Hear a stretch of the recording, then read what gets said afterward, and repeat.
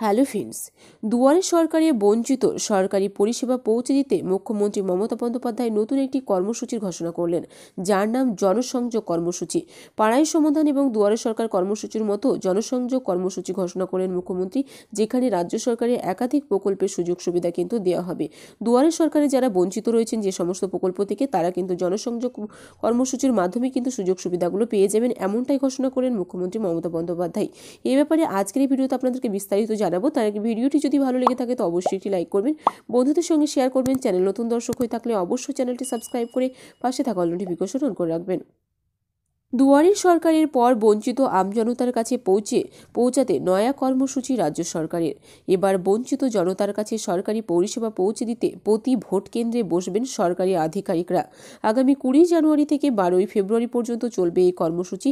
নাম রাখা হয়েছে জনসংযোগ কর্মসূচি। এই জনসংযোগ কর্মসূচি কিন্তু আপনাদের আগামী 20 জানুয়ারি থেকে শুরু হবে এবং 12 ফেব্রুয়ারি পর্যন্ত এটা চলবে।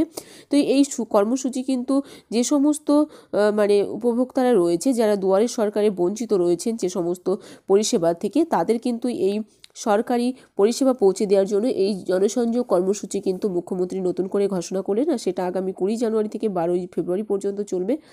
মঙ্গলবার অর্থাৎ আজ নবান্ন থেকে ঘোষণা করলেন মুখ্যমন্ত্রী মমতা বন্দ্যোপাধ্যায়। কি মিলবে এই কর্মসূচিতে?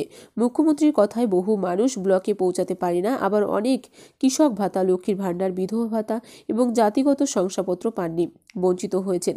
তাদের কাছে সরকারি পরিষেবা পৌঁছে দিতে এবার পোলিং স্টেশন অনুযায়ী 3 সরকারি আধিকারিক বসবেন। মুখ্যমন্ত্রী আবেদন, যারা সরকারি পরিষেবা থেকে বঞ্চিত হয়েছেন, তপশিলি জাতি, তপশিলি উপজাতিরা, যারা শংসাপত্র পাননি, রেশন পাচ্ছেন না, তারা নাম লেখাবেন। এদিন মমতা জানান যে মানুষের কাছে সরকারি পরিষেবা পৌঁছে দিতে দুয়ারে সরকার কর্মসূচি রয়েছে, আর একটা পরিকল্পনা করা হয়েছে, নাম দেওয়া হয়েছে জনসংযোগ কর্মসূচি। এই প্রসঙ্গে বলতে গিয়ে মুখ্যমন্ত্রী বলেন যে উঁচুতলার মতো নিচুতলায় একাংশ আছে যারা কাজ না করে। তো দুয়ারে সরকার কর্মসূচির মাধ্যমে কিন্তু রাজ্য সরকারের যে সমস্ত প্রকল্পগুলো রয়েছে, সেই সমস্ত প্রকল্পের কিন্তু কাজ এই দুয়ারে সরকারে হয়। এবং দুয়ারে সরকারেও যারা বঞ্চিত রয়েছেন, যে সমস্ত উপভোক্তারা লক্ষ্মীর ভাণ্ডার প্রকল্পের টাকা পান না, কৃষক ভাতা বা জাতিগত শংসাপত্র বা বিধবা ভাতা এসব থেকে বঞ্চিত রয়েছেন দুয়ারে সরকারে, তাদের জন্য সরকারি পরিষেবা পৌঁছে দেওয়ার জন্য মুখ্যমন্ত্রী নতুন একটি কর্মসূচি ঘোষণা করলেন, যার নাম জনসংযোগ কর্মসূচি। এটি কিন্তু পোলিং যে স্টেশন রয়েছে সেখানে 3 জন করে সরকারি আধিকারিকরা বসবেন এবং সেইখানে কিন্তু এই সরকারি পরিষেবা পৌঁছে দেওয়ার জন্য কিন্তু বঞ্চিতদের জন্য কিন্তু এটা চালু করা হচ্ছে।